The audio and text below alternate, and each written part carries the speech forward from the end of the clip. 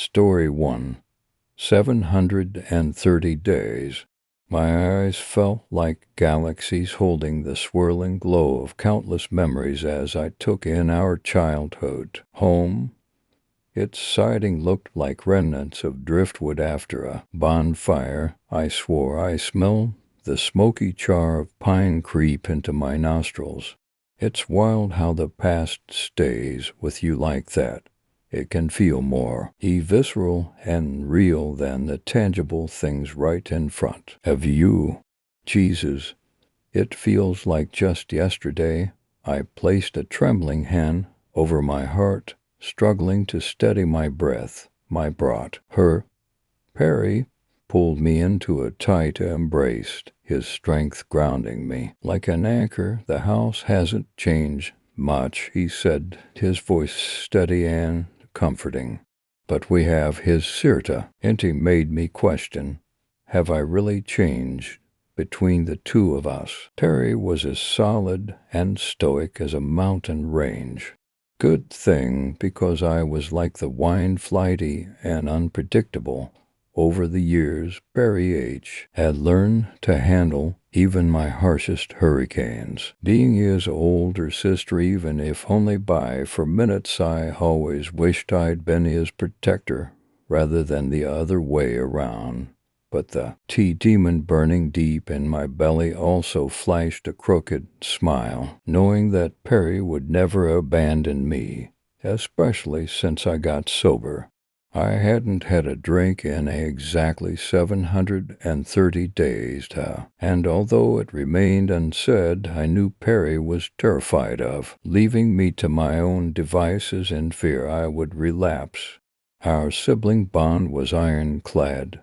After we lost our parents in the fire, my mother didn't properly, but out her to a cigarette. And well, the rest is history. All Perry and I had was each other. But let's call a spade. We were also as fucked up and as codependent, E&T as it gets, who mutually decides to visit the catalyst of your alcohol addiction on the anniversary of your sobriety. The house's dilapidated front door creaked as Perry gently pushed it open. The rusted -1 hinges were holding it up by a thread. After you, Perry gestured me in, squinting from the sunlight. He was a gentleman, even in such obscurity. As he held the door open, the low scar on his right cheek taunted me like some kind of schoolyard bully. His wound often pulled me in like that. Some days I was sure I would dive right into it and drown. Other days I prayed to God and the devil himself to just let me fucking drown already. That mark became permanently etched on Perry's face on the day I quit drinking.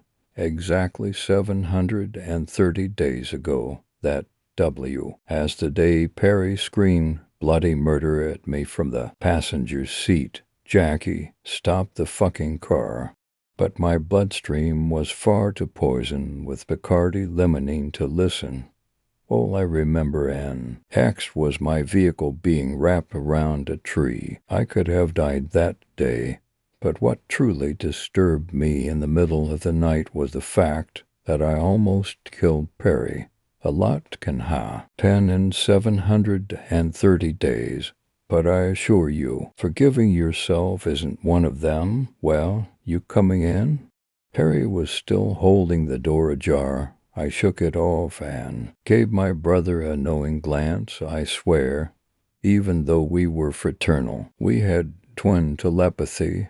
I exhaled and walked in. Watch your step, I warned, my forehead tense. I imagined the rickety floorboard as collapsing, crashing us into what had once been our dad's man cave. That's where he was passed out the night of the fire. Kids, stay here. Do not move, our mother demanded. After getting us out of the house safely, I remember the black soot on her face and the spider web veins in her eyes. She shook us firmly by the forearms. I'm getting your father. Perry and I held each other, shaking the heat from the inferno felt like standing in a volcano. We never saw our parents again. 2 decades later, there we were, Perry and I, making our way through the wreckage of our home. It was midday, yet the inside of the house screamed a tone of pale blue. Midnight, my shoulders were up to my ears, as though we were walking through a haunted house attraction. I coughed into my forearm. The ocean of dust was thick like butter as I cleared my lungs. Terry called out from behind me, "Jax, look at this." The fireplace, Perry's voice was filled with awe. "Unbelievable. It's still here," I whispered, a lump forming in my throat. It was as though a fairy godmother breezed by and brought the decaying living room to life with her magical paintbrush. Kind of like in Titan. I see. When they showed the sunken ship underwater versus in its prestige as it sailed across the Atlantic. We made our way over to the fireplace and sat cross-legged on the floor. This was our favorite spot. Remember, I avoided his gaze, overwhelmed by the flood of memories. "Yeah," Perry murmured, his eyes softening with nostalgia. For a moment, the taste of crispy, fire-roasted marshmallows superseded the saturated stench of mildew. "Remember our s'mores nights?" I asked. "Duh. What about all our fireplace movie nights?" Terry proceeded to do his best, nasally, childhood impersonation of me. "But Mom, I want to watch Beauty and the Beast. Barry always gets to pick the movie." I punched him in the arm. First of all, I never sounded like that, and second, so what? I knew what I wanted. The corners of Perry's mouth lifted. He had such a sincere sparkle about him, as though a storm cloud of confetti followed him off her head wherever he went. "You really did, kiddo." My chest went heavy. How could Perry love me after everything I had done? After all the relationships I'd ruined, all the jobs I'd lost, all of his relationships I'd ruined. How could he still choose me, when so often I had chosen a 40 of Jack Daniels over him? How could Perry still love me after I almost fucking killed him? Perry. S. gaze widened. "Hey, remember when Mom would bring out those hot drinks he always made?" He paused, almost as if he was searching for the right term. "Apple something, apple SSSHHH. I snapped my fingers. "Apple Snapple."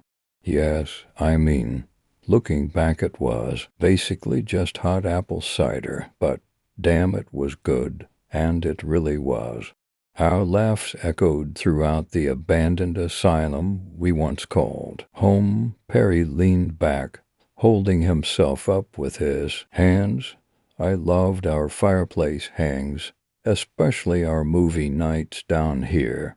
But nothing beats our movies up in the projector room. I tilted my head. "We never had a projector room." Terry playfully shooed me away.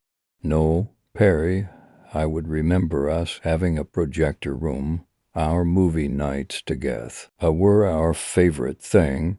You even just said it yourself." The house suddenly became pin-drop silent as Perry leaned in. "Memories are quite something, aren't they?" The slight shift in his tone made my skin crawl. Harry was always wistful, but this felt different, almost clinical. "We often remember things in ways that are easier for us to digest." I was fidgety. "Geez, Perry, you sound like Dr. Lasco." He seemed to enjoy my little joke. Dr. Lasco had been my therapist since the accident, and I would go out on a limb and say that he would not have approved of this self-inflicted chore therapy I was subjecting myself to by visiting the house. Perry seemingly snapped out of his little therapist moment and went right back to being his sparkly and fetty self. As I watched his amicable face scan the mantel above the fireplace, I felt a sickening uneasiness. Imagine you had actually fucking killed him.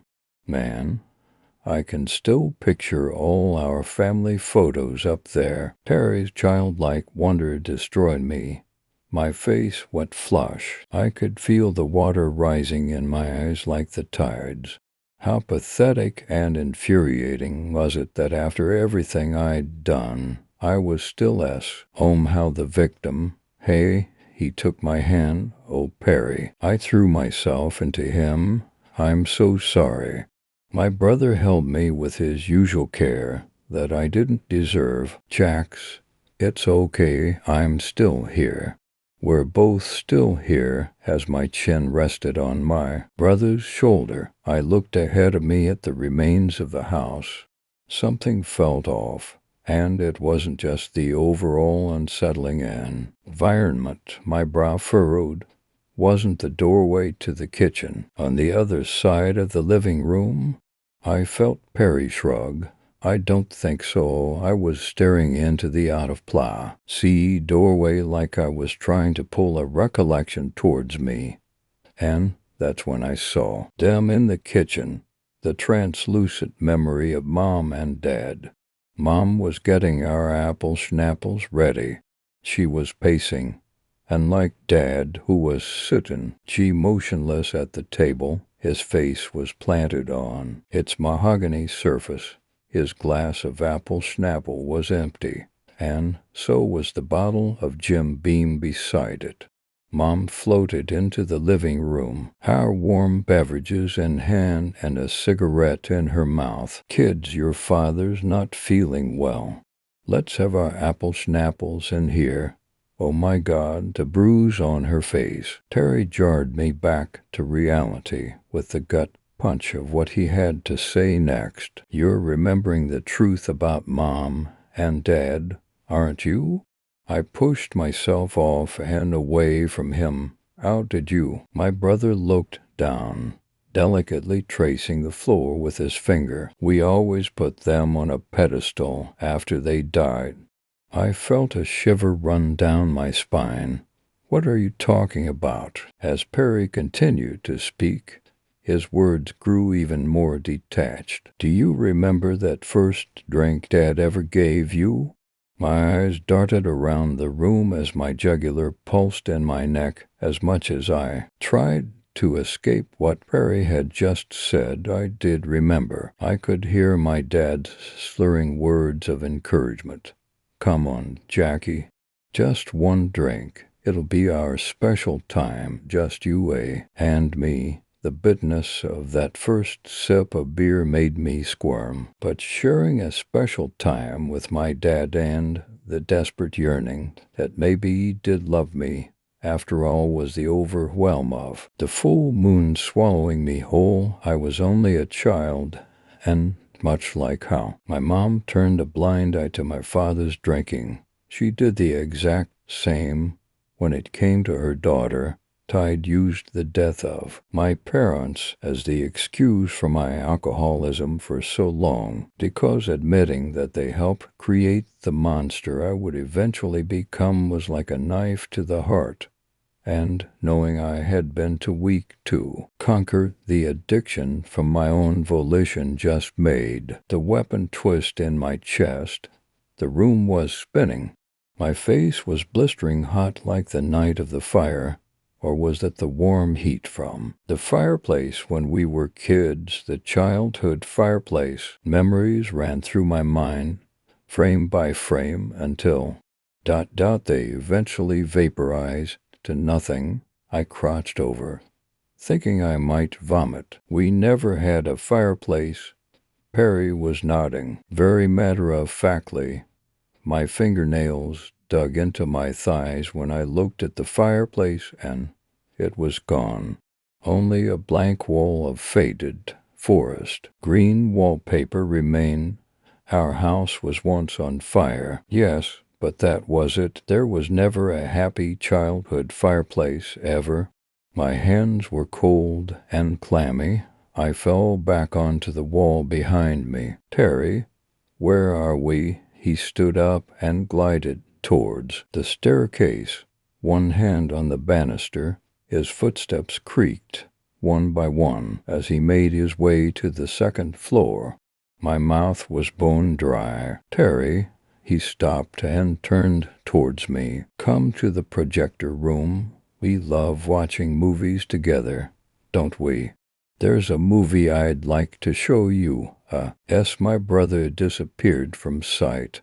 I did what any classic horror movie trope would tell you to do. I went upstairs. I found Perry standing at the end of the ominous hallway.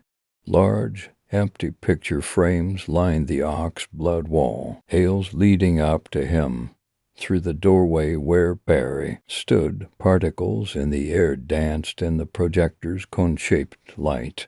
That telltale winding of a film reel was the only sound in the deafening quiet of this house that I no longer recognized. Half of Perry's face, the wand with the scar, was perfectly illuminated, as though he was wearing the mask from the Phantom of the Opera. I think you're ready to see how this movie ends, Jackie. This is the most progress you've made since we've been coming here. I gripped my thumbs in the palms of my hands. You're freaking the fuck out of me. I thought my knees might buckle as my brother's face glitched, like a flash of static snow on a television set.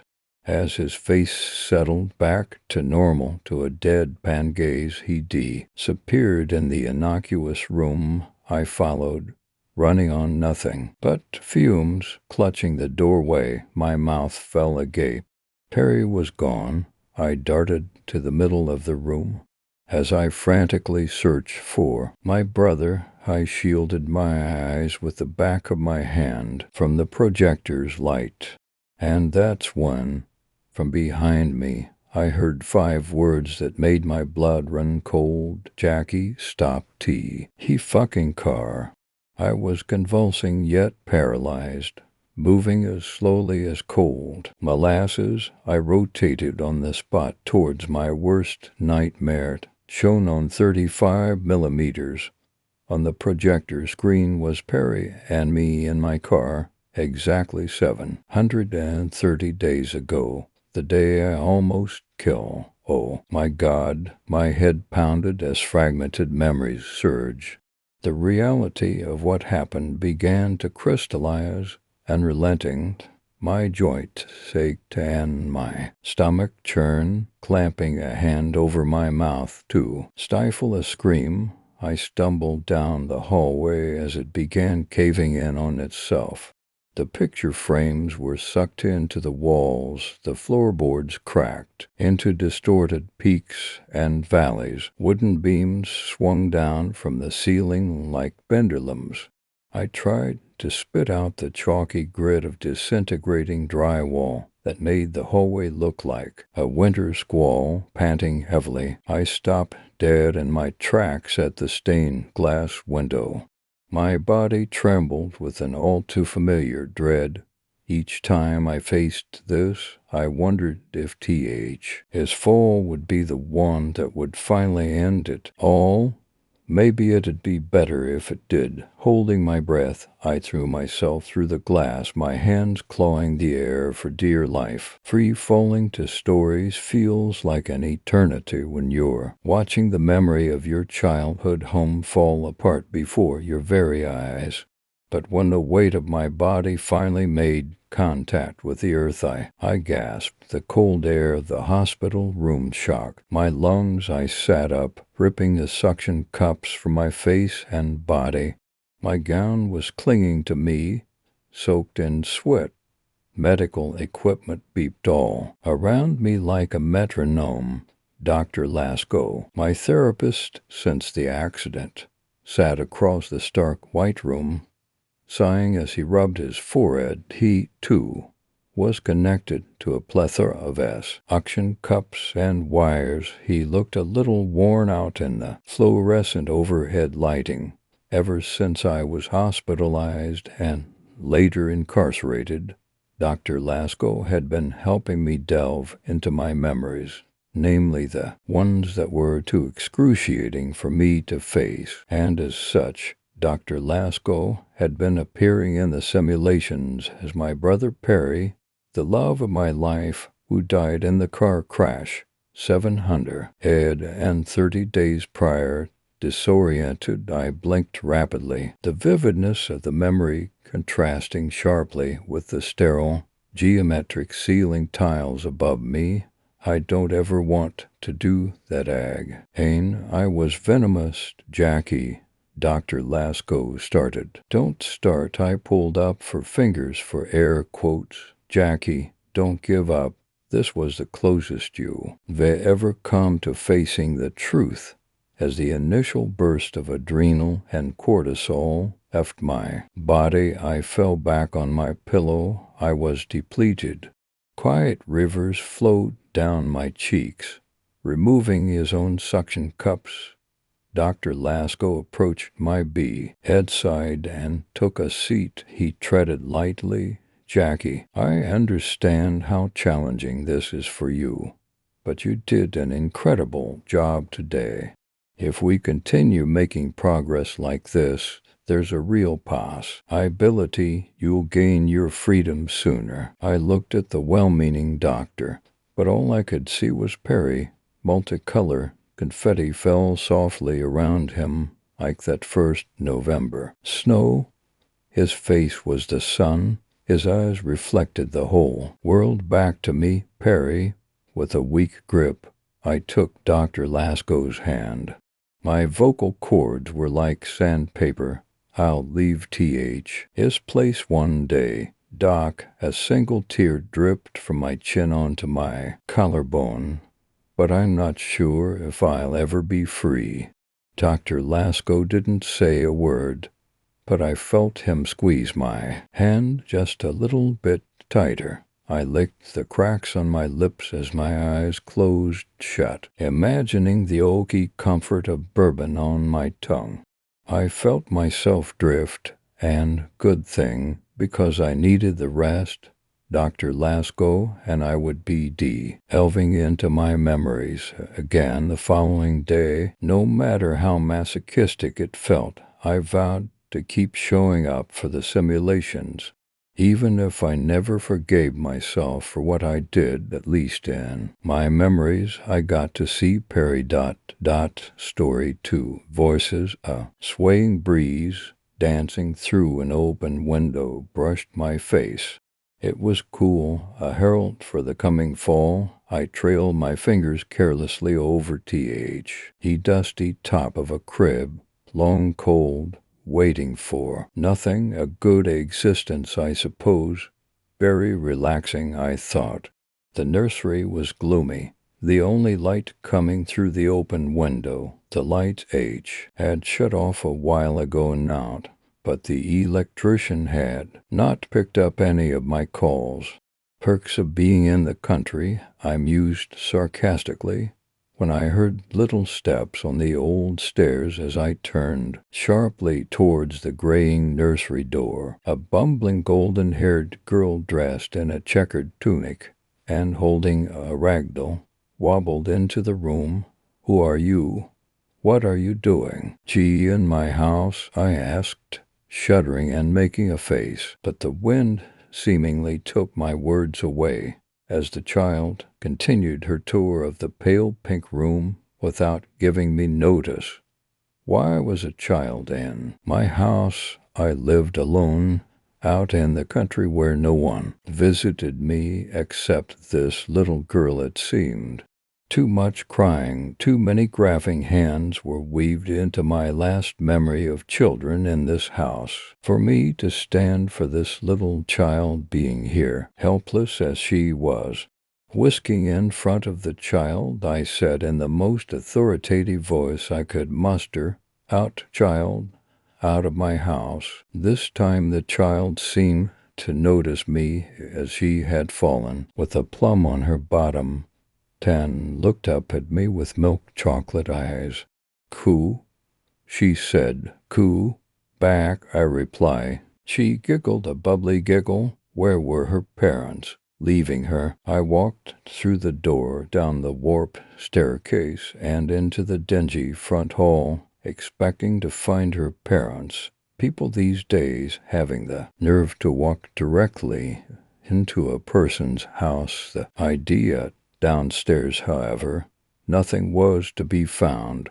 There was nobody. I stopped this way and that, but not a soul was to be found in the ante-ray house, except for the baby upstairs. Confused, I looked outside. Nothing.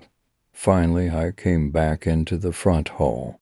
My foot tapped as my head swiveled this way and that, but the only sound was the tall dying grass scratching and bending against each other outdoors. What in tarnation! But even if someone was calling for her outside, the wind across the prairie would take their voice up too. The vultures above. A tiny brown spider spun down in front of my wrinkled brows. Something must be done about this child. I blew towards the spiders to shoo it away, but it didn't move. I have to clean. I climbed back up the stairs. Creak, creak, creak. I found her sitting on the tattered blue rug, playing with her doll. Her eyes danced when she saw me. With an effort for her new frame, she stood and started her wobbling walk towards me. Hands were extended. Uppies. No, I don't like children. This was a lie I had had for. Uppies, she said more urgently, as her hands tried to grasp my dress, dropping her doll. My face fell as again I said no. Her face fell too, and, picking up her doll by the hand, trundled away, as old memories back in. A private little ocean started to lash at my eyes. Carrie, what are you doing? It is just a little girl. You can't get all emotional about her. But we haven't held one in so long. SS my babies, they are not your babies. You did not have my kids. They are just as much mine as they are yours, or at least half and half. Quiet, you can't be here. They all got taken away because of you. That's not my fault. It's your fault for telling. No, I pushed them both out of my head. On the edge of the stairs, the child was tittering, about to fall. I rushed to grab her before she fell. An exposed nail caught the back of her gown, stopping her from moving further. I gathered her away from the edge. Safe. The past happened, but it is the past. This child needs help now. I can give that. Hold my hand, I command. Going to take her little hand in mine. Together, we walk down the stairs. There doesn't seem to be any parents around. I'll have to call the police. Squatting sourly on the chipped kitchen counter. The old telephone was in need of a dusting. I really do have to clean. Blowing off the dust and swiping off the webs, I balanced the telephone on my shoulder and placed the call with my free hand. Sheeing. But a buzzer was in my ear. Really? Even the phone is out.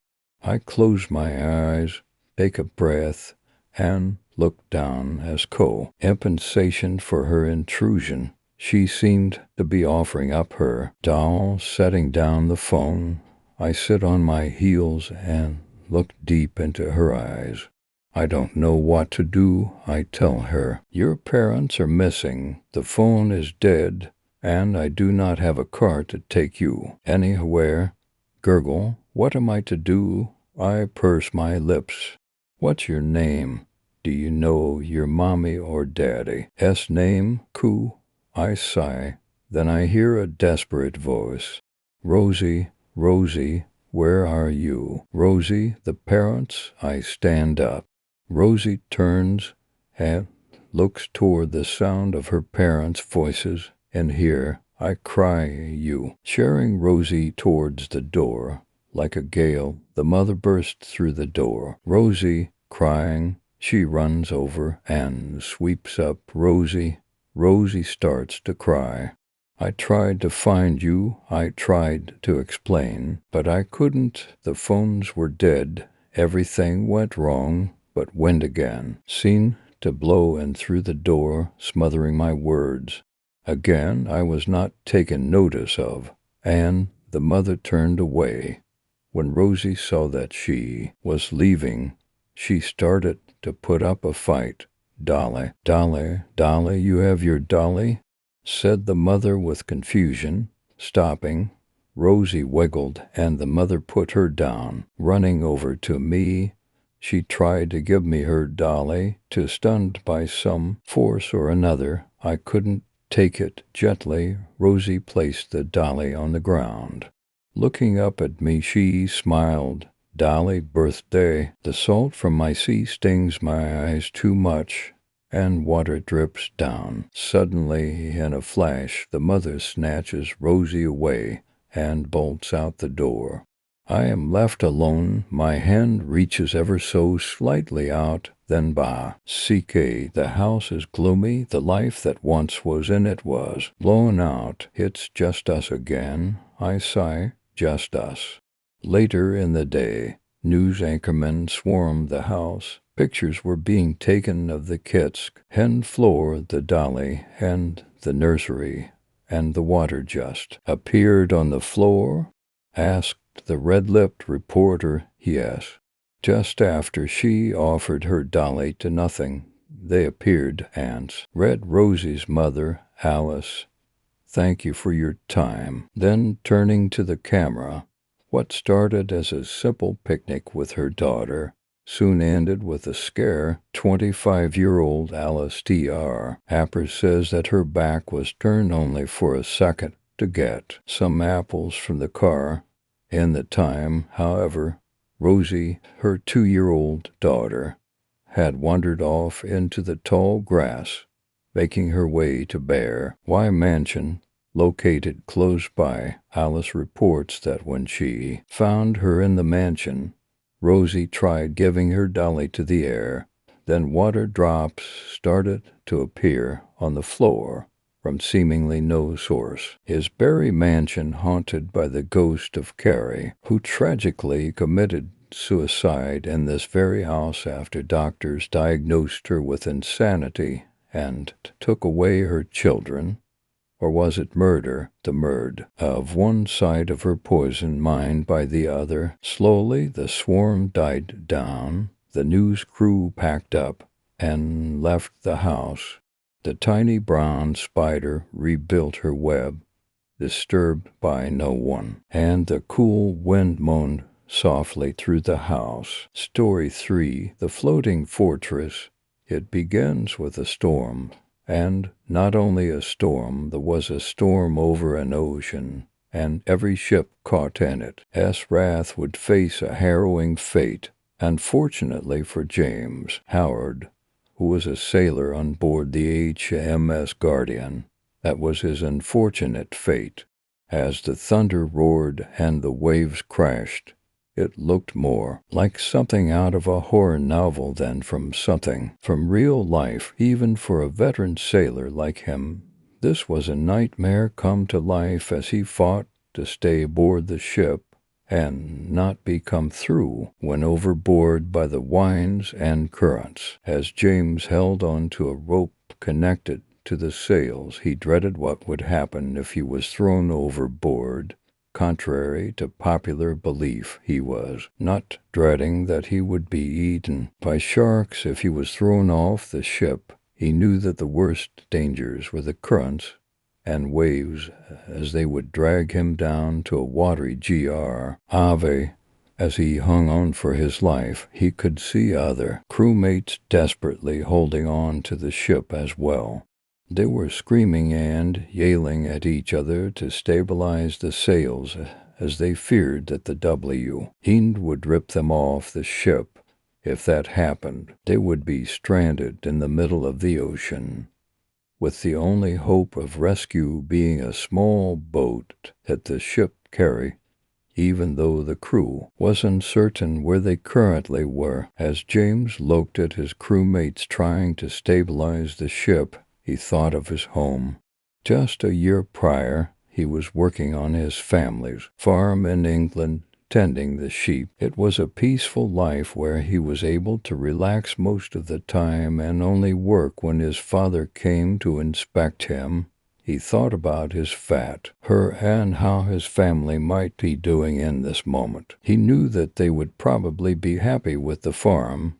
Even if the harvest was poor, they still had enough to outlast the hardship. James also thought about his brother, who frequently told him that he wanted to attend a local school that was just built, and how proud he was when his brother told him that he could read as very few people in his family could. James told himself that if he ever visited the family farm again, he would tell his brother about his adventures, and hope that his brother would record them to tell to other family members. James and his brother Albert were close, and James was the one who encouraged Albert to go to and finish school. The ship James traveled on was a military vessel, and the captain chose a particularly risky path in order to intercept a group of enemy ships, which they suspected were part of a fleet trying to invade England,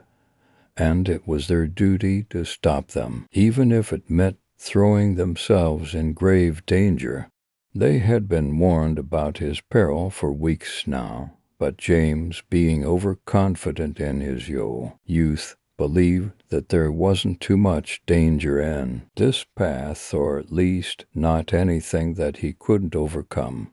Now he was not only wondering if he made the wrong decision, but whether or not he would ever see his family again. During this moment, as James hung on for dear life, he said a prayer. "Dear God," he said, "if I ever survive this ordeal, I promise that I will always cherish every moment I spend with my family." Memories of his family flashed before his eyes as he also thought about his regrets. "Dear God, I promise that I will apologize to my father and mother for enlisting without telling them, as I know that it hurt them very much that I left for the Navy." James had told his family that he was joining the crew of a merchant ship, which comforted them as they didn't have to worry about their son facing too much danger. As the storm raged on, a thunderstorm was breaking out nearby where the other side. Laws could see it raging at a distance. BTU also warned that was quickly closing in. Some of the sailors began to panic as they believed that the thunder would tear down the sails and cripple their ships. They had maps, but they weren't very reliable, and they knew that if they were stranded at sea, their chances of survival weren't very high. Seeing that his crew was beginning to panic, the captain yelled at him to maintain their positions. "Stay at your posts," yelled the captain. "Anyone who breaks rank will be punished with half rations." The crew for a moment was paralyzed with fear, but ultimately decided to remain at their posts, as they knew the captain would punish them if they tried to run and hide. The storm continued to rage, and the captain directed his men to lead the ship away from the thunderstorm. "Steer away from the storm, you dogs, unless you want to end up as food for the sharks." The crew then obeyed as they continued to maintain their posts despite the pouring rain and raging winds. James was among them, knowing that it was his best chance of surviving the storm and returning to his family. As the storm raged, buckets and pots were flown all over the ship to the point that sailors had to duck to avoid them hitting them in the head. One unfortunate sailor was hit in the head with a pot and was briefly stunned before the captain came to high and slapped him. "Lose your senses now, boy," he said, "and you will be thrown overboard for the sharks." The poor sailor quickly obeyed and went back to his post. James saw everything from how the storm tortured his crewmates to the storm of equipment being thrown around. He thought about what he would tell his brother if he managed to survive this harrowing ordeal. At one point, the storm became so bad that one of the sailors was thrown overboard as the ship was being bashed at all sides by the waves. The crew screamed as the poor sailor met a watery grave as some of them tried in vain to help him. When they couldn't do so, the captain berated them for leaving their posts. "Are you deaf, you lousy D? As he said, get back to your post, or I will have you thrown overboard myself." The crew, more afraid of the captain now than the storm, went back to their posts. The man's first name was Alex, and that was the only thing that his crewmates knew about him. As the ship neared the thunderstorm, the sailors tried in desperation to steer it away from it, as they knew if the ship entered the thunderstorm, the likelihood that it would leave intact was low. It took the entire strength of the crew to steer the ship out of harm's way. But the crew didn't have any time to rest as the storm continued to rage on and had to spend the night toiling in order to steer the ship to safety.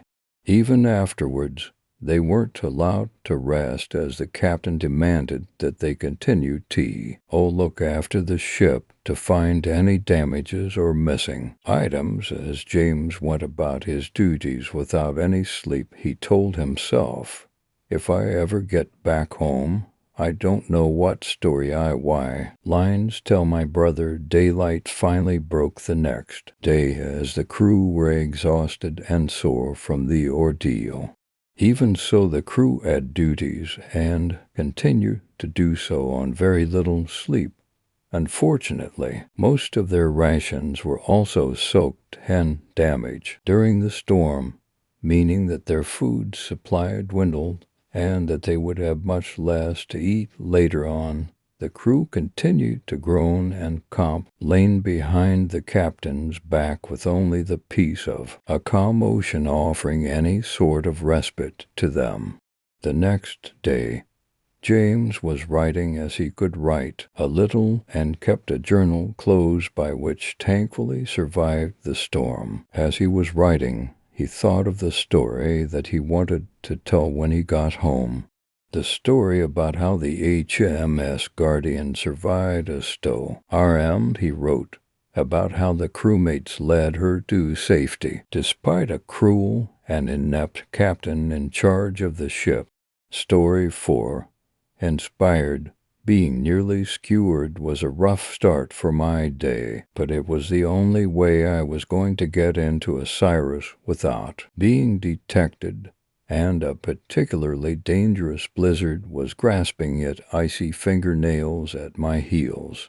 I could still smell the acrid diesel in the air from the low-flying frigate that I had jumped from just moments before. The wind made calculations awfully hard to figure out, but the tip of the spire was aimed squarely at the center of my chest. It was only by sheer dumb miracle in which the wind changed direction at the last moment and had me grip on to the frozen spire. It was just enough to slide down, jump to the roof and slide down, that to the buttresses and to the ground. I drop into a particularly soft patch of snow with a quiet poof. I laid there for a moment in my snowy grave to catch my breath and barely stopped my soul from exiting my body. I thanked whatever luck I had to dodge being a frozen shish kebab on the roof. Can't imagine that being too inspiring, but since I'm not supposed to set foot on this ground under pain or death, but being a spy Well, AFFORDANCES must be made to capture this specific MacGuffin. Thankfully, even places like this still held sanctuary, but I wasn't planning on sticking around long enough to call for it. Get in, grab the piece, get out and go before the storm or my rival could catch me. I looked up as divine judgment was cast down from the steeple, as though knowing what I was up to. The place had been derelict for some time, but that did not cut the potency. I shivered from the cold, I promise you. I approached the doors, popping the collar of my coat up against the wind and brushing dark hair from my goggled eyes. The temperature was dropping almost as quickly as frozen fingers did the picks I pulled from the inner pocket of my heavy, dark wool coat. The lock wasn't hard, but the frozen conditions were. There was a forecast of a blizzard. Anyone with half a brain was in a place where it was warm and safe, perfect cover, despite the frigid tumblers. They moved easily. Unlatching the lock, I slid in and locked it behind me just as wind howled and rattled the doors now at my back, as though knowing what I was up to. There wasn't enough time, but I stepped in and I heard the click of a cocked revolver hammer. Cold steel pressed against the side of my face. Thought, you might be dropping in ... double quotes a smooth, cool, familiar feminine voice cooed ... and stealing what is rightfully mine. Maeve, I breathed. It wasn't the first time we'd cross head paths, and each time I hoped it wouldn't be the last.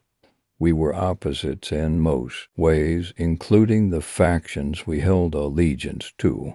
She pressed the barrel against the bone of my cheek, and in the tight quarters of the atrium I didn't have the space to move. Don't get so informal with me, Cade Cross. I won't be as forgiving this time. I dared to smirk as my eyes turned towards H. Though kept deathly still, at least you know my name, sweetheart. She spat words unfitting for a lady, ending her tirade with, get out before I blow your brains out.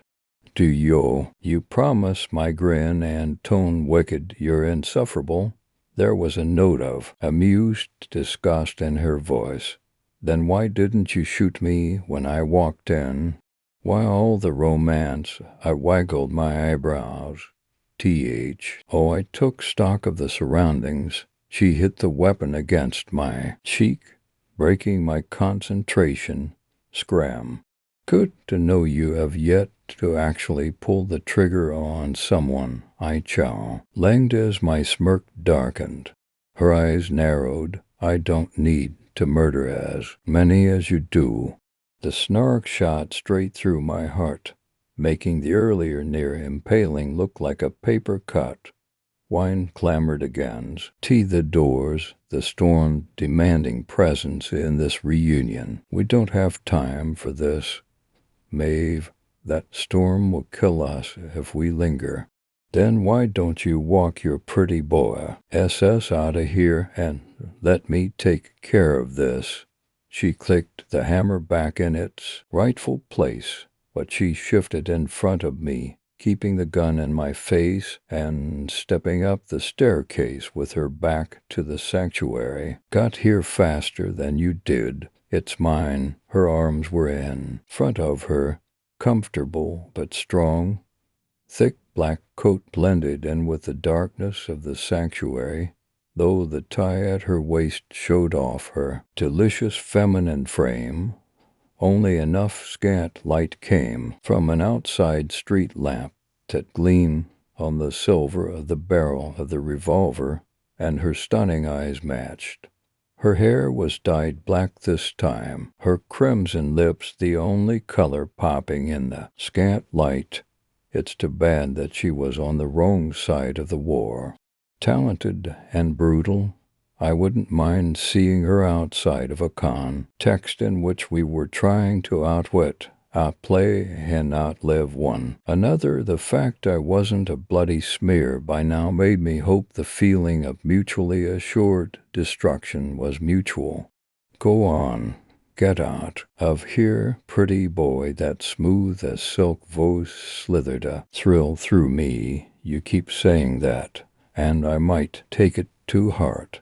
A shot zinged by my ear and lodged itself into the old wooden door as I felt a warm trickle down the side of the lobe. Missed me, she smirked. You wish. She was right. The shot was aimed to zing past me. Her marksmanship was one I wouldn't dare be on the other end of if she didn't have a no-kill philosophy that drove her more than you know. Sweetheart, I purred back before lifting an eyebrow. You want me to freeze out there? Come on, Maeve, we're wasting time if we don't want to spend the next few days trapped together. Another shot was her reply, and I shifted out of the way. But in the space of a blink she disappeared in the darkness. I ran after her, taking the steps two at a time, and slid into the sanctuary. Dim glow from outside lit parts of the remaining stained glass, casting colors and shadows around the room. Annie's well led within me, though I didn't give in to it. A creak caught my ear, and I headed towards it only to run right into a pew. I cursed, and another shot rang out after me. I chided. We're in a church, Maeve. Show some respect. Her giggle chilled me as it echoed in the cavernous space. I stumbled to the front as a dull ache radiated through my thigh. A flicker of light caught my attention. At the altar right there, in front of the cross, was a nativity scene, just as I had been briefed on. Her hand reached for the baby in the manger and flicked light out before blending once more with the shadows. My ears traced her movement, and I stepped in her path, tackling her to the ground. It took little effort to pin her beneath me as I had more muscle, but she was lithe and slippery enough that I didn't take any chances. Her knee had a tendency to find my groin more frequently than I'd prefer, and I locked my hips over hers, keeping my legs pressed to her sides. One hand found her wrist as the other one went for the figure she had stolen. Her body relaxed under me, and my gut sank. She twisted her hips violently before I set in place, knocking me off balance in the opposite direction I wanted to go. She used her momentum, her free hand, to knock me upside the head. I saw stars, not the kind that went with the rest of the collection of figures. I tried to squeeze my knees together, but she was already slid out from under me and headed right back to the door. Unlike Maeve, I didn't point a gun at someone unless I intended to kill them. She was quick, but my stride was longer. She went to the door and quickly unlocked it. The door burst open as though a torrent wine pushed her back against the staircase, pinning her there. I grinned at the top of the stairs, heading for the stolen figure that had been tossed behind her from the winter blast. Her pain silver eyes threw a spear right through my chest. For the second time, ice was pelting her fair skin, turning it an agonizing red. I cursed and went to help her, figure forgotten, as I battled against the RS of ice pitched at us by the howling assault. There was no going out if life was to be preserved. We were too late. I swore and shifted around the side to press against the door to latch My feet slipped against the slick tile floor, the mounting snow piling in a drift at the doorway. I took a step back before throwing my shoulder into the door at as much force as I could muster, and it closed the door part way. It was enough to unpin Maeve. She took a look at me, then the blackness of the sanctuary. She opened her mouth, but the freight train of sound rushed past them. My ears, and I couldn't hear her. We couldn't stay here, with the temperature dropping so sharply. She turned, scooped up the figure, and blended once again with the shadows. I slunk around the edges and followed her, once again getting eaten by the darkness. The howling outside even covered her footsteps. She couldn't be far, but a slight grating nose caught my hearing over the din. My eyes snapped over to a corner in which a light was extinguished. I went over and found a hidden door in the stone in which I could not move. I cursed under my breath, hitting it in frustration, and I was trapped here without my objective. Or was I? I looked back at the figures of the Nativity on the altar. My feet drew me closer to them again. A lamb was set off to the side, and like where the baby was, it had traces in the dust. I picked it up and turned it over. I grinned, whispering to myself under the roar outside. Oh, Maeve, Maeve, Maeve, ... always going for the obvious. When the answer is subtle, there it was, the small vial we were both after. I pulled it from its lodged place in the bottom before returning it. I had what I needed, and missed another chance at what I wanted. I looked up at the empty alcove behind the altar a moment in silence before the bite of the cold stung at my face. Right, I pulled my scarf up to cover months of my face and stepped back once, twice, then turned 2 steps to my right, and my foot thudded against a trap-door. Grinning, I stopped down on it until it gave way, jumping down into the pitch wreck of the catacombs. Dusty decay filled the room as bones were littered around me. Apologies, I muttered to no one set in particular before pussyfooting around the remains until I hit a labyrinth of tunnels underneath. After several more twists, turns, and hundreds of counted steps, I saw the literal light at the end. Got it, a gruff man's voice called out. My body had to don its skin again after I had cleanly jumped from it. I glared with a curse at the hunched-over cloaked origin of my startlement. A grin missing about half its teeth smiled back. Let us go, Caddick. Lead me out of here. Oh, He shook his head but retained his smile as my breathing returned to its normal cadence. Best you be sure of foot now. Otherwise, you might get impaled. I've certainly had enough of that today. I grumbled. Story 5, only the beginning. The clouds hang dark and heavy over the shadowed wasteland, flashing and rumbling with hints of the approaching storm. Far below, trekking silently across the dry, lifeless expanse of land, is Nancy and her crew.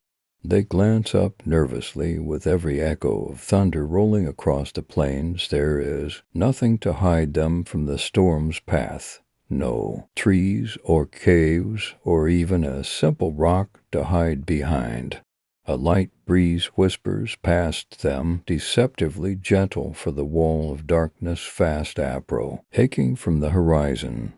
But they can't turn back. Where would they go? Behind them lies nothing but waste and remnants of a past better left behind. The kind of past so frightening they would face this storm with nothing but grit and each other. So they trudge on wordlessly, faces pale and coated with a sheen of sweat, but hard set with determination nonetheless. Nancy watches Bryce fidget with the straps of his backpack, and when he's not fidgeting, He's wiping away the tears threatening to spill from his eyes. She can't help but pity him, despite her own fear. R.S. The only reason Bryce left with them in the first place is to find his brother, Angus, who was taken after the invasion. But now he may never get that chance. No one has ever survived a storm in these parts better caught under a stampede of angry cattle than a storm out there, the elders would always say. And Lena doesn't look in much better shape. She clings to Bryce's arm for support. Her steps are weak, and she trips over almost every rock or uneven surface, leaving her knees red and blooded. She is perhaps the worst off of them all. Lena has always been weak and sickly, but this journey has worsened her condition tenfold. Her breathing is ragged, and every now and then she whimpers, legs going weak beneath her before Bryce pulls her back up again. I can see. Lena's voice cracks, breaking the silence. I can't do this anymore. You have to leave me. Her voice is barely above a whisper, rough and scratchy. Nancy pulls out her canteen and hands it to Lena. It's the last of their water, but she has no other choice. Don't be ridiculous, Lena. We aren't leaving you behind. Bryce doesn't speak, too tired to even try, but he nods his head in agreement. They've come too far to lose someone now. The wind picks up suddenly. No more gentle breeze. No more soft caresses of wind against their face. It's so abrupt that neither Anne and C or Bryce can prepare themselves as an arid, hot wall of air pushes past them, nearly toppling them off their feet. Lena cries out as she stumbles once again. Just go, I'm lie slowing you down. You'll die if you wait for me. The wind whips violently around them now, drowning out her voice, and it only gets worse, slamming into them and jostling them around wildly. Nancy winces, bracing herself against the sting of sand against her skin. Quit saying that. She doesn't even know if they heard her. But Lena struggles to her feet again regardless. They all huddle together, desperately holding on to one another as the wind and sand buffets around them. The storm hasn't even begun in full yet, and they're already being swept into its unforgiving hold. Heat clouds above them only darken, fully obscuring the sun-form view and threatening to open the floodgates of their demise at any moment. They push forward, straining and shaking with every step.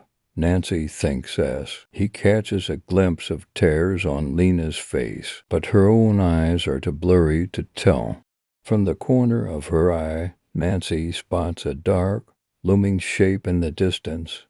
She squints against he dust and wind. Could it be? Over there. She yells over the whine. I think I see something. Hopefully a cave of some kind.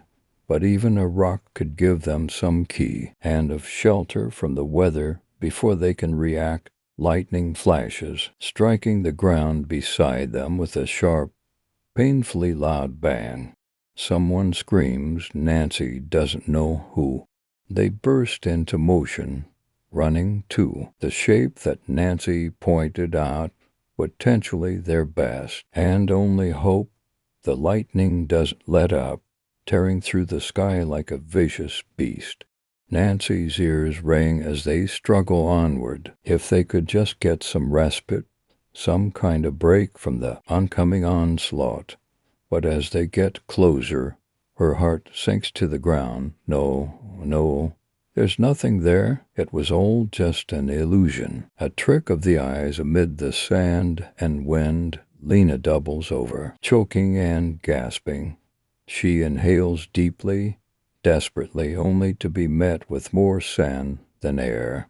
Another explosion of light and searing heat. Another sea, wreck splitting through the sky as lightning strikes. Far too close for comfort, the ringing in Nancy's ears turns to clamoring. Her thoughts spin out of control as panic takes over. Bryce Stum pulls back as more lightning strikes, tripping and stumbling. To the ground, Nancy pulls them both close to her in a crotch to shield them from the raging elements. They cling to each other, grimacing under the worsening gale.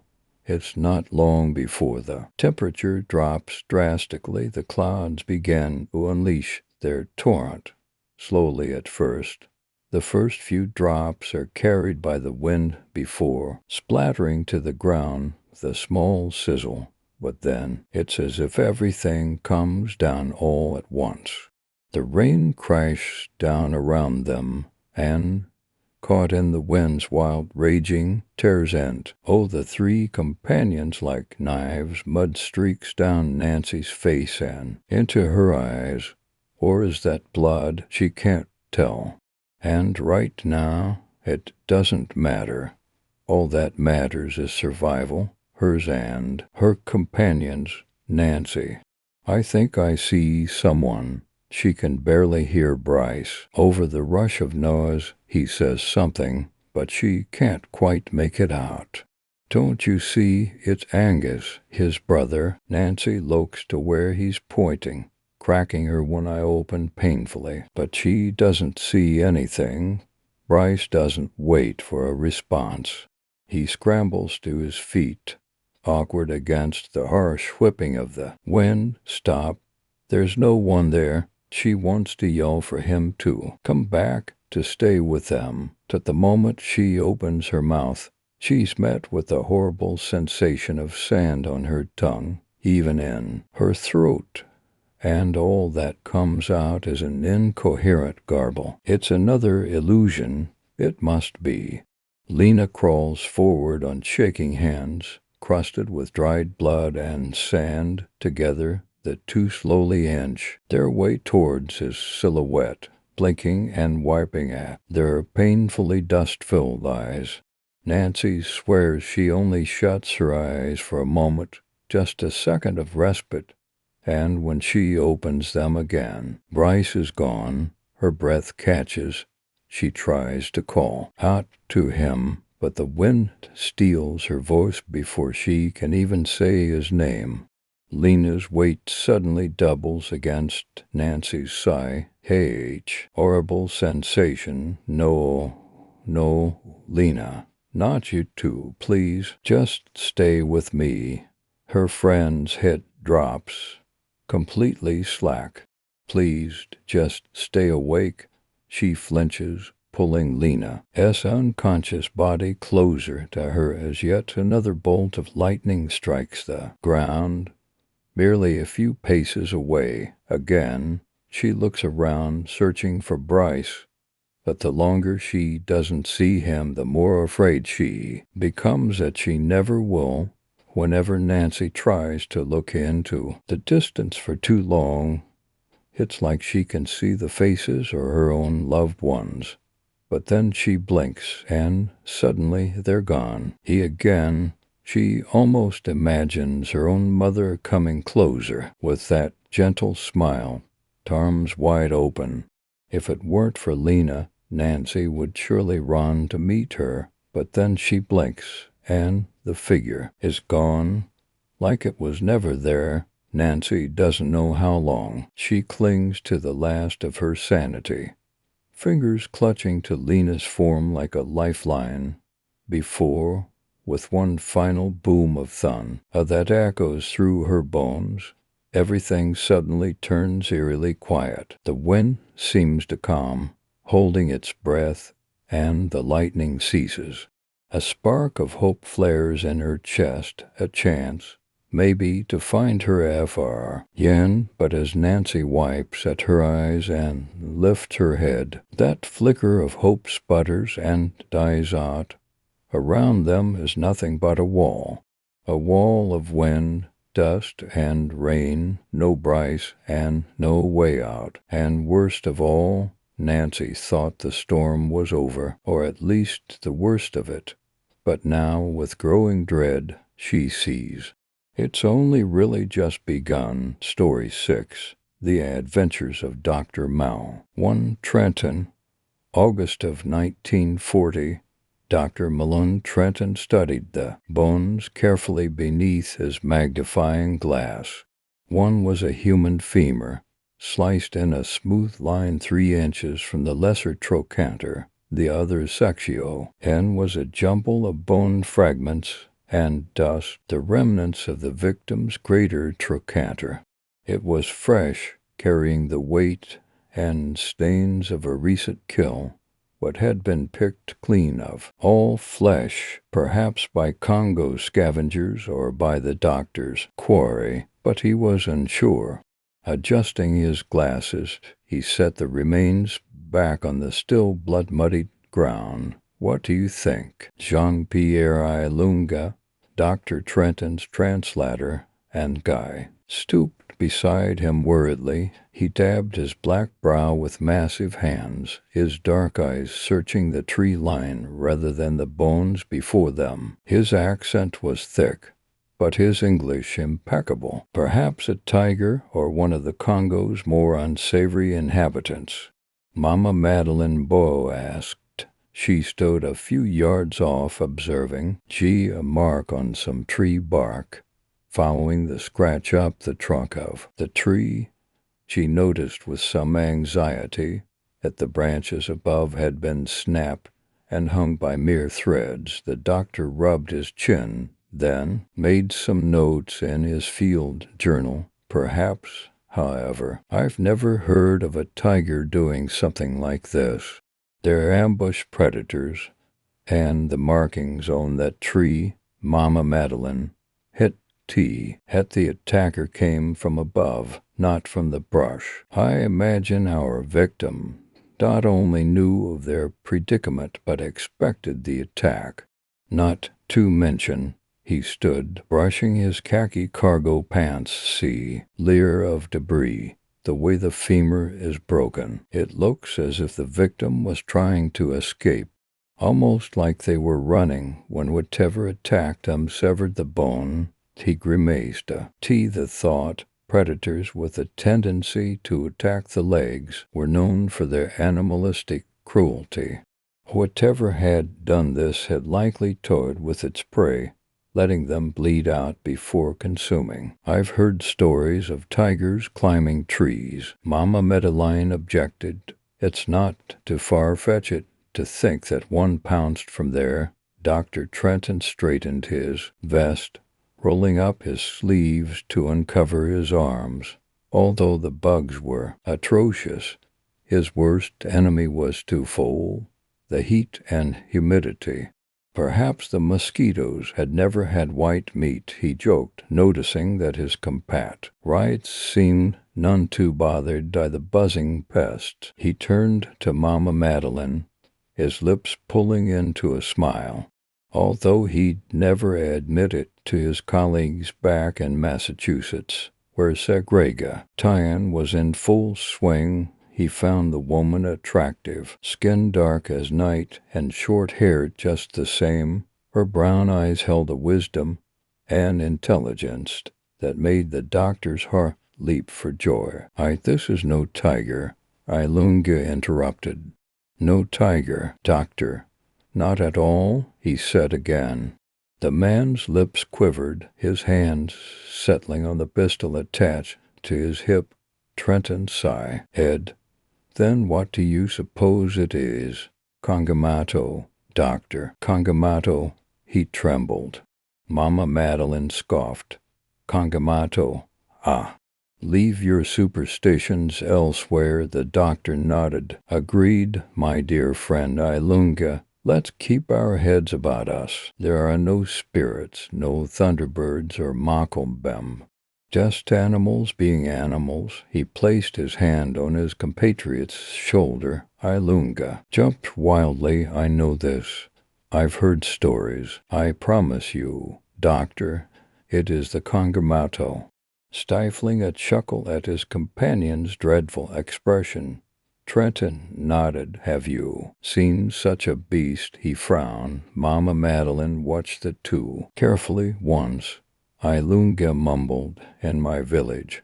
Hunters left one cloudy morning, my father among them. I watched him go. The fog grew. Great clouds overtook the canopy as thunder roared. There were screams in the jungle, and I saw in the clouds a creature's shadow, just a shadow. Trenton was skeptic. Oh, he may have been sent to the Congo to ascertain the truth behind rumors of pteranodon-like creatures assailing the Belgian colonists.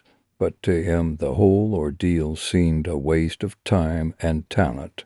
Cryptozoology may have been his interest in the later years of university, but it was only a hobby beneath his love of environmental study.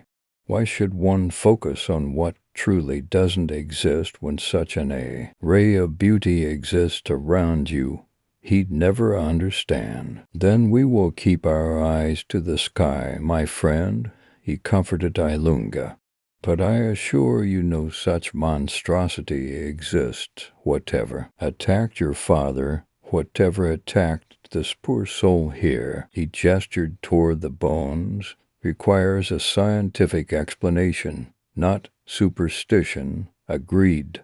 Mama Madeline added. The woman was his contact within the Congo and the one who had reported the first attacks. She'd requested aid. Originally, Madeline sought out hunters, but after being laughed at by most of the lodges within the northern and United States, she settled on requesting help from the university. After all, who would be more apt to die for no reason in the Congo, a hunter seeking glory or a researcher with nothing better to do? And now Dr. Trenton was out here with a beautiful Congolese woman, the superstitious guide, the humidity of 80% mid-June, a killer creature, and an ungodly number of mosquitoes.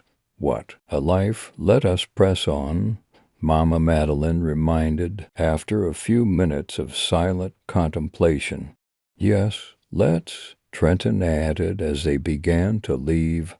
Ilunga hesitated. To go deeper into the jungle would be suicide, doctor, and to flee from such a beast would be intellectual suicide. Come, he commanded, marching forward into the jungle. Madame Madeline followed, close behind, shifting on his feet uncomfortably. Ilunga squeezed the handle of his machete with one hand and his gun with the other.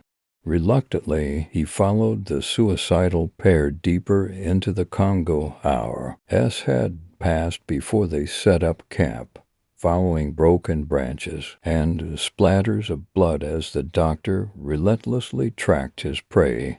The doctor couldn't tell when night had truly fallen. The dense canopy overhead made most hours of the day as blessedly dark as the night. He didn't mind. His pale skin would have likely burned and shriveled beneath the direct African sunlight.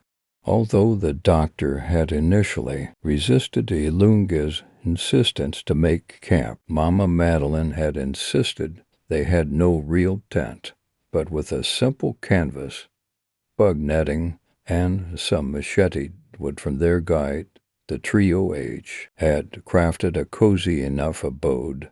It'd do, Trenton thought, at least for the night.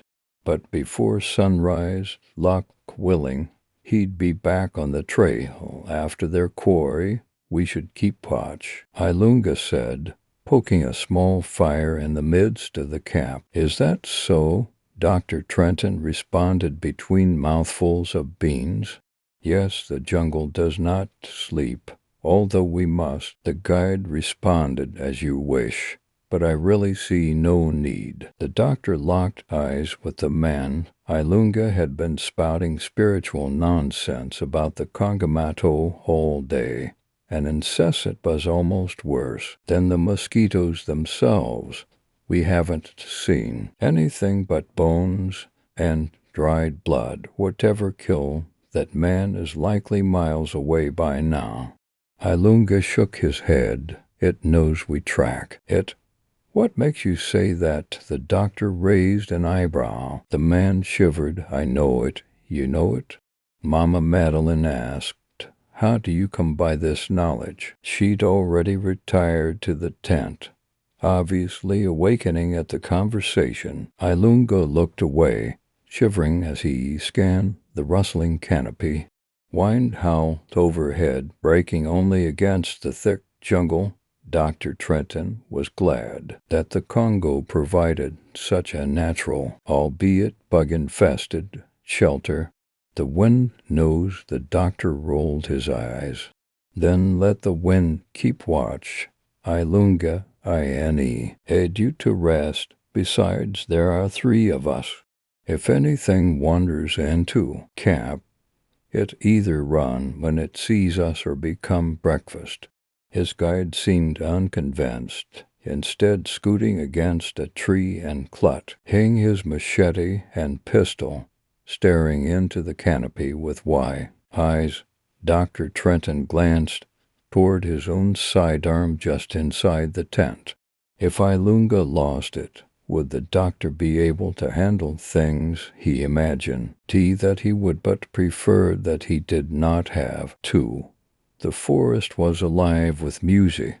Bugs chirped, bats screeched, and animals howled deep within the forest. They sat inside a dome of sure, aching orange light as their fire began to dwindle. Pardoning himself politely, the doctor retired into their makeshift tent.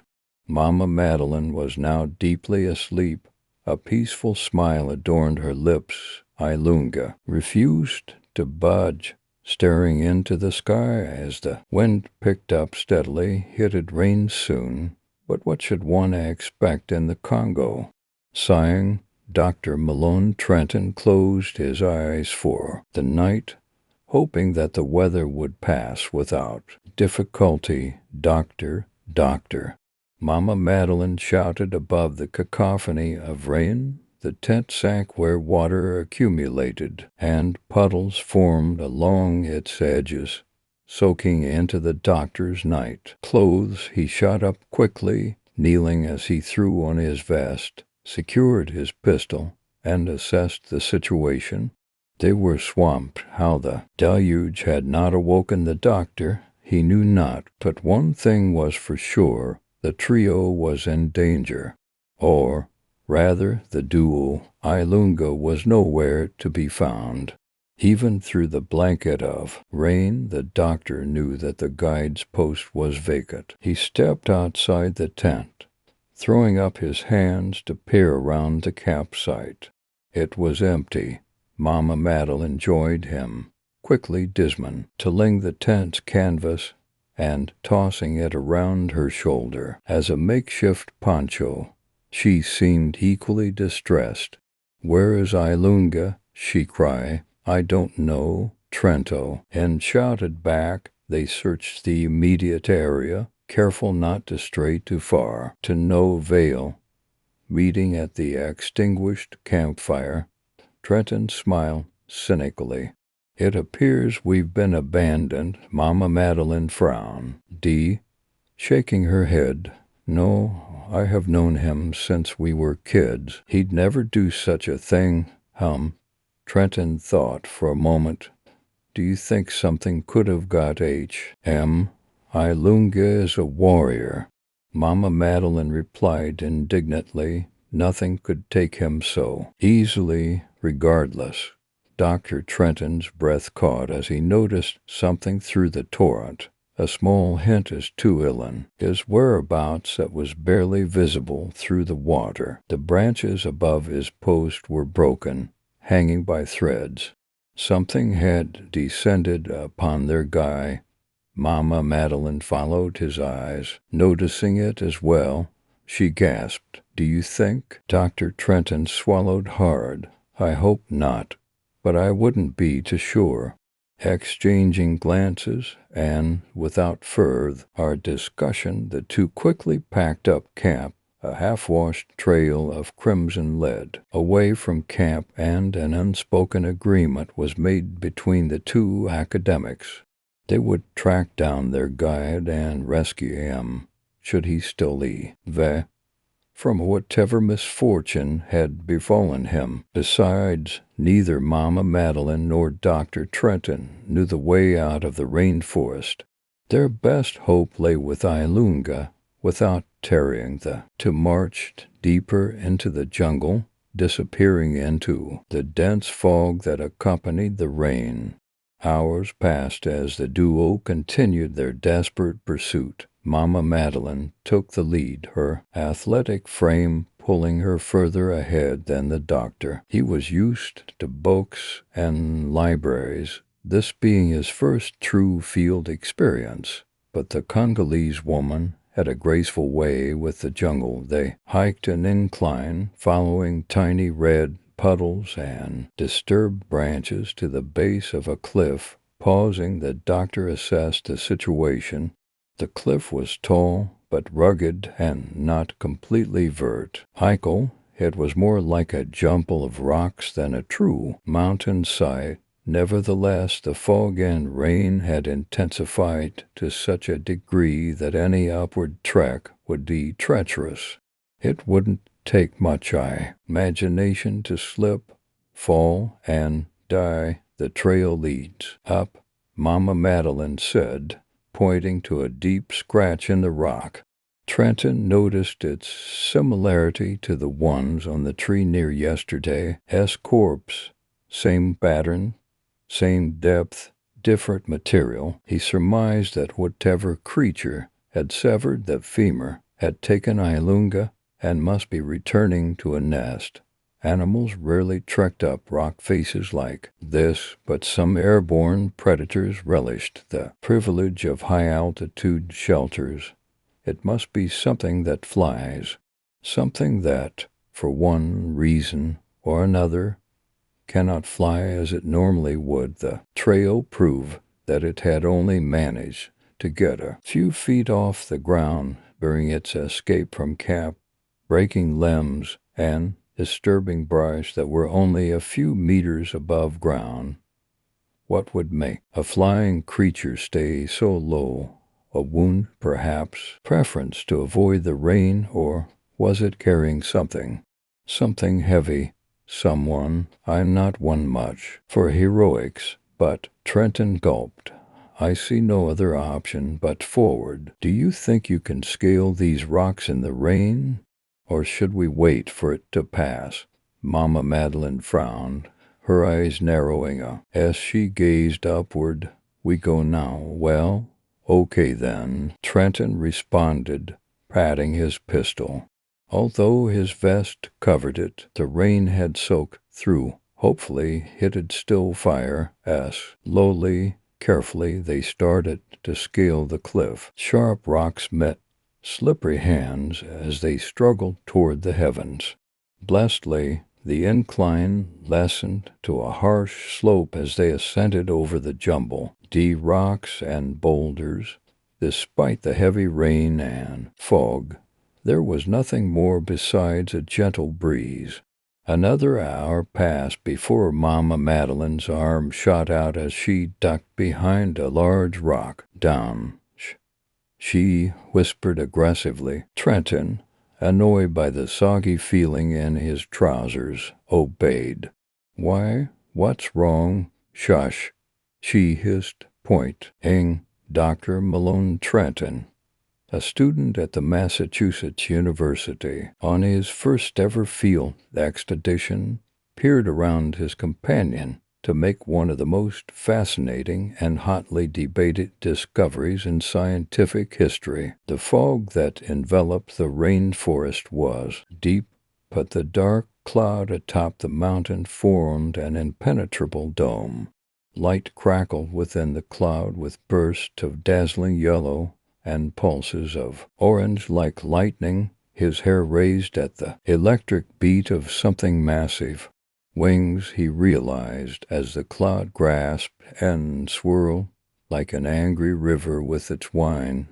The angry flashing revia led the silhouettes of a creature unlike anything that Dr. Trenton had seen outside of paleontology textbooks.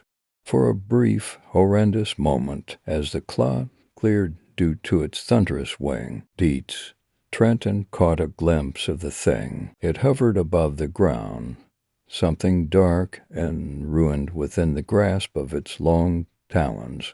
The monster, from talon tip to scaly head, stretched uneasy for meters tall. Its wings, fleshy and thin like a flying lizard, span close to 8 meters.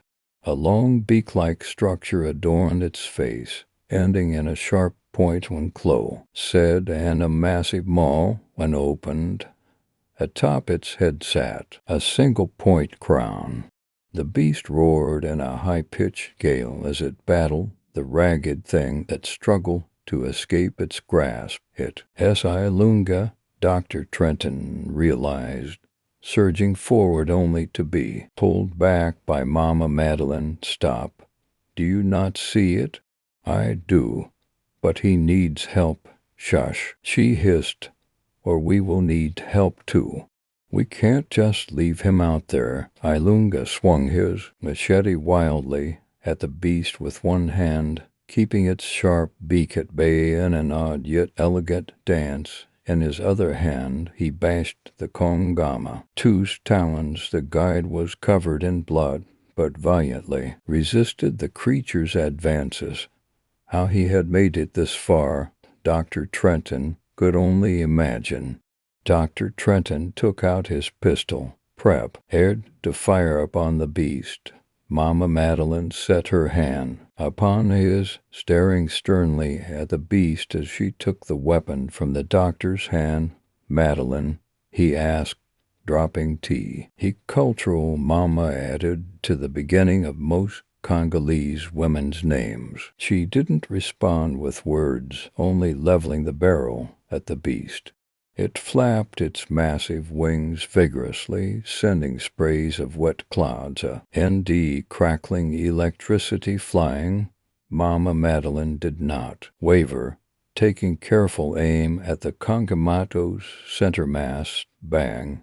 The gunshot rang out above the roaring wind and cascading rain, the flashing muzzle blinding. A spray of blood erupted from the beast's chest. Kongamato squealed, loosening its grip on Ilunga, who took full advantage by rolling out of its grasp, standing as Mama Mad. Helene fired once again. Ilunga struggled to reload his pistol. The creature landed as the second shot made contact. Yailing, Ilunga unleashed a full barrage of lead into the monster. No, not a monster, an animal, thought the doctor, a beautiful but dreadful animal. The Kongamato slowed, attempting to stab Ilunga with its beak. Jumping to the side, Ilunga dodged in one swift motion. As the Kongamato tried to stand, he brought the machete down upon the creature's neck. With a sickening squawk, the mighty Kongamato fell, its body twitching twice before falling still. 8 gunshot, and a decapitation brought the horrifying legend to a close. As the wind and rain dissipated, the sporadic lightning that accompanied the creature's every wing beat ceased, and the fog lifted. Dr. Trenton did not feel relief. No, not even as he and Mama Madeline ran to Ilunga and found him miraculously in good health.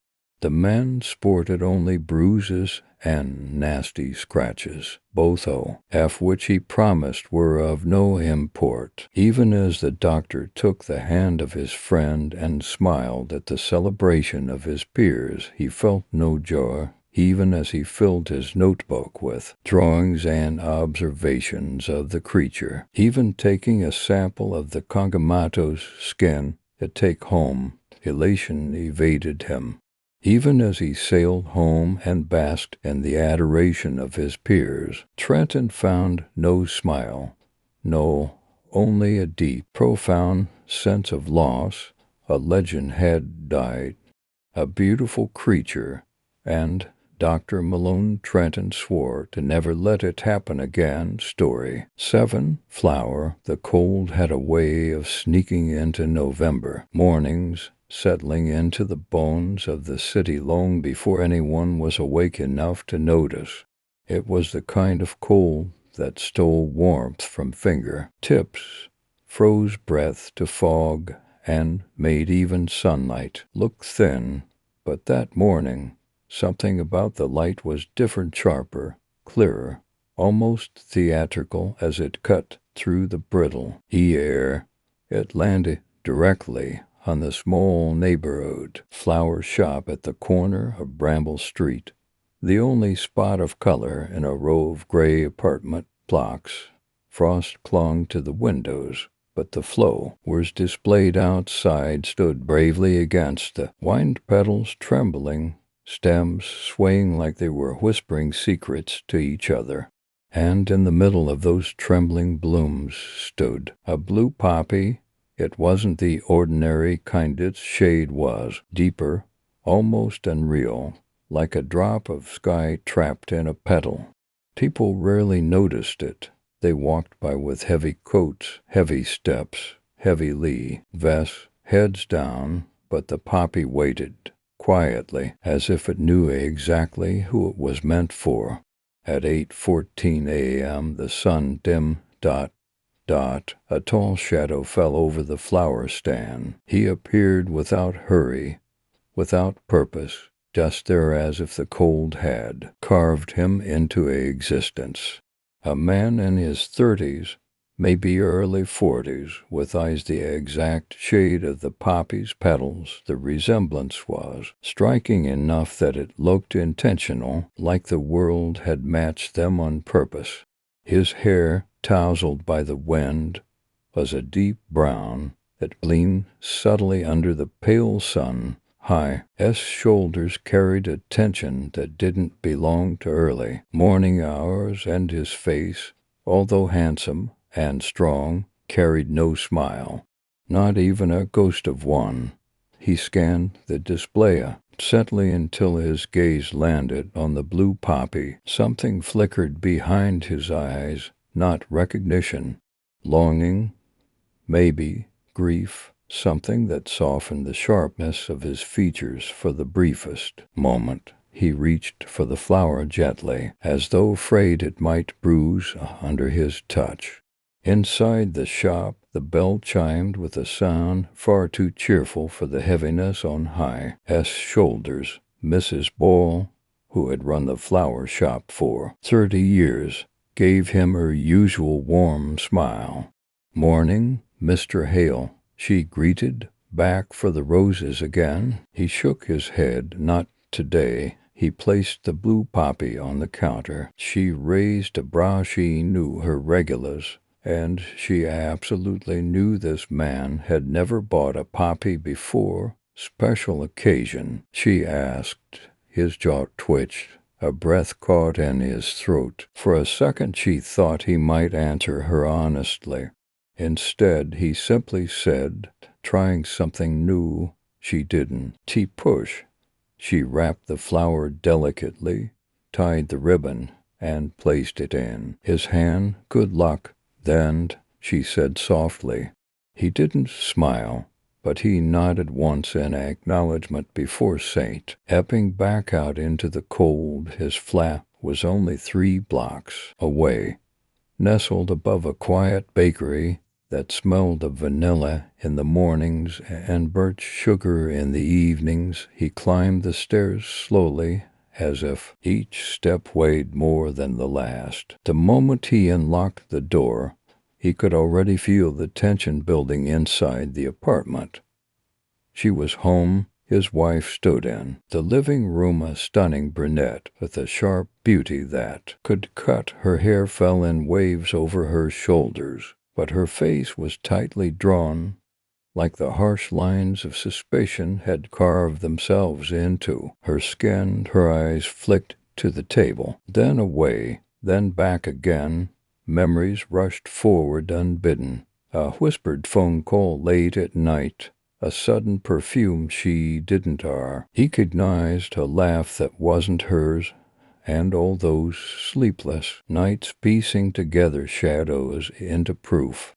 Her chest tightened, her hands shook. He's lying again, he's lying again. He's hiding something. He's hiding something. He didn't get a chance to speak. Where were you last night? She demanded, voice trembling only from rage. He placed his keys in TH. He bowled near the door, not answering. You were with her again. It wasn't a question, weren't you? He walked past her, heading toward the kitchen table, setting the blue poppy gently atop it. Her eyes dropped to the flower, and something ugly twisted in her expression. Don't walk away from me, she snapped, gripping the edge of the table. Don't you dare. But he did. He walked to the window, bracing his hands on the sill as he stared out over the city. From up here, the morning rush looked almost peaceful, tiny dots moving through the cold, each one with a place to be. His reflection in the glass looked hollow. Then, almost imperceptibly, he shifted a hand slightly, fingers twitching toward her as if he wanted to reach out, a protective, silent gesture, something delicate, innocent, meant to calm, meant to connect. But she didn't see it. She couldn't see it. He didn't say a word. Words had failed them ages ago, replaced by accusations, silence, and a sinking feeling that something inside their marriage had quietly died. Behind him, her breathing grew uneven.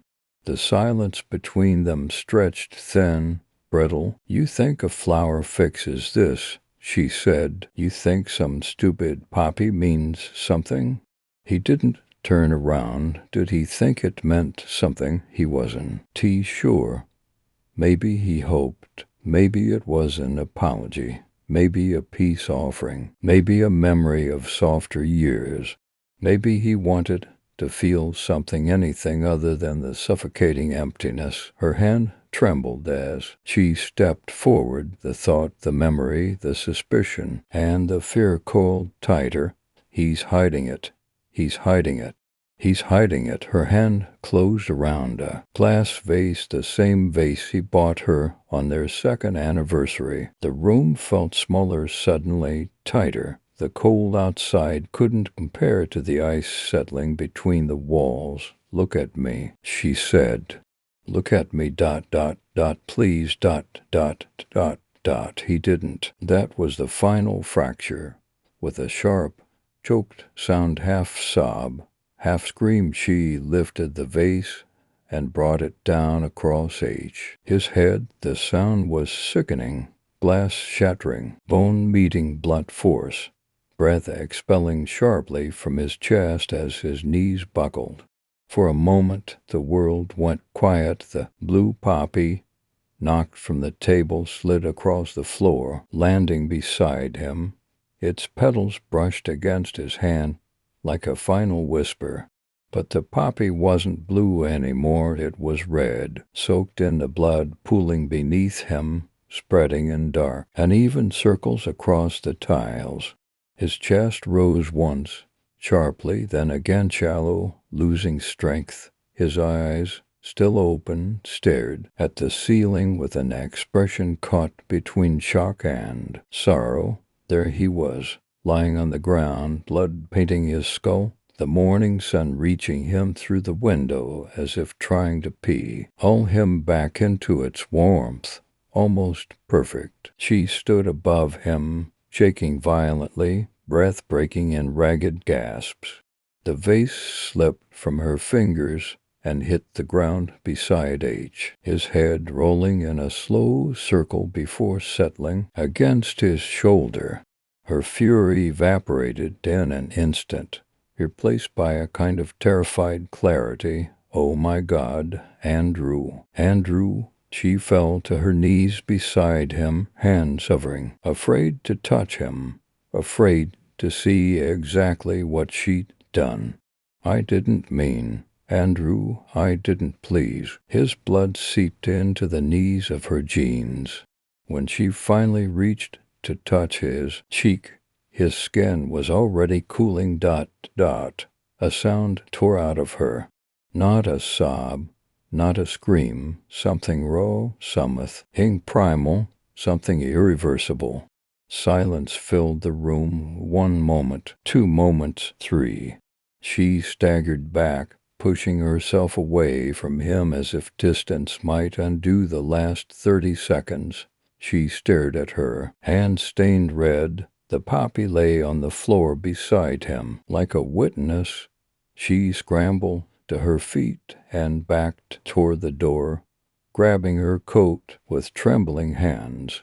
Her breath hitched uncontrollable. Why as she stumbled down the stairs, the world spinning violently around her. Outside, the sky had begun to darken.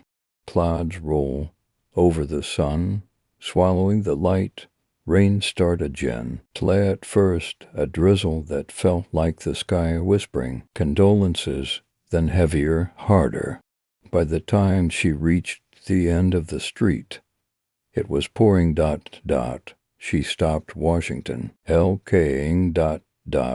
People rushed past her, umbrellas open, coats pulled tight, but she just stood there, drenched, trembling, her hair plastered to her face, the cold soaking into her bones. She didn't move. She didn't wipe the rain or the blood from her hands. She just stood there, under the weight of the sky, a woman in the rain, alone beneath the downpour, watching the final petal. The blue poppy slip from her hand, cold, red stain, and final, like the world itself had stopped.